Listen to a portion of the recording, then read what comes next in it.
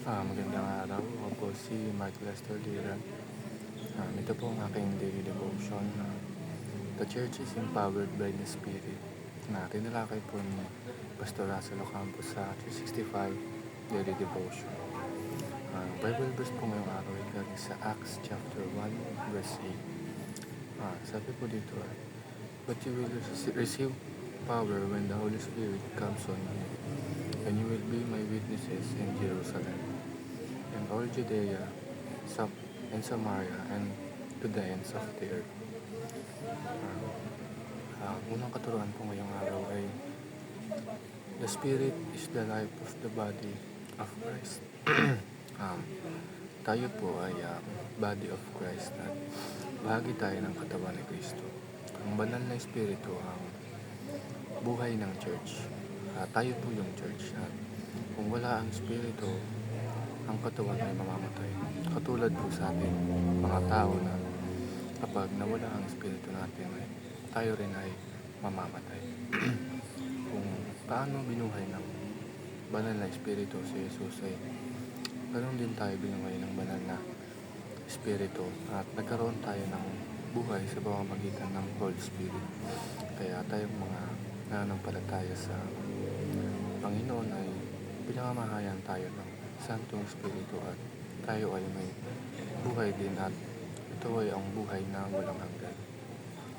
Ang second teaching is the Spirit gives power to the church.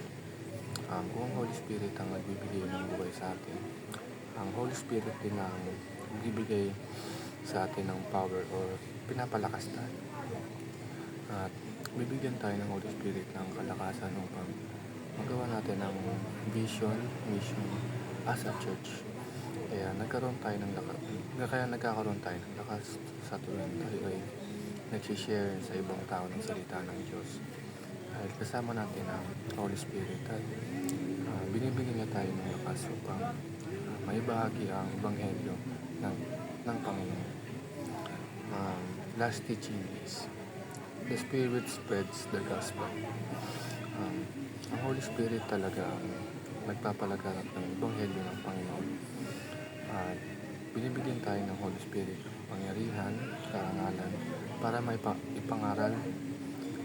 maipangaral natin ang gospel ng Diyos, para maging saksi tayo dahil naranasan natin na totoo ang Diyos at tayo ay nagpapakatotoo sa ibang tao na pinag-share natin na naranasan natin ang biyaya ng Panginoon at pag-ibig ng Panginoon. Meron tayong power to witness at meron tayong kakayahan na katotohanan na ang Diyos ay buhay at siya ang bumago sa buhay natin.